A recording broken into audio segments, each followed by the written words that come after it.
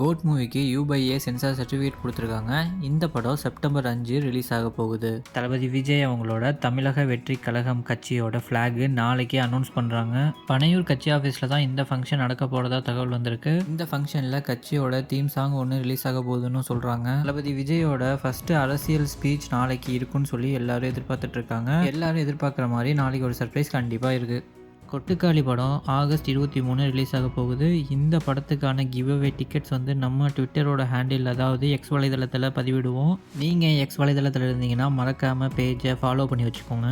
ரீசெண்டாக வந்த பாடலில் எல்லாருக்கும் பிடிச்ச பாட்டு ராயன் படத்தில் வந்த அடங்காதாசுரன். இந்த பாட்டோட வீடியோ சாங் இன்றைக்கி ரிலீஸ் ஆகியிருக்கு. இந்த படம் பாக்ஸ் ஆஃபீஸில் ரெக்கார்ட் பண்ண மாதிரி யூடியூப்பில் இந்த பாட்டு பயங்கரமான ஒரு ரெக்கார்ட் பண்ணும். மாரி செல்வராஜ் அவரோட டைரக்ஷனில் வர அடுத்த படம் பேர் வாழை. இந்த படம் பார்த்தீங்கன்னா ஆகஸ்ட் 23 ரிலீஸ் ஆகுது. இந்த படம் சினிமாஸ் தான் ஃபஸ்ட்டு வருது. அதுக்கப்புறம் பார்த்தீங்கன்னா டிஸ்னி ப்ளஸ் ஹாட் ஸ்டார்லேயும் ரிலீஸ் ஆகும்.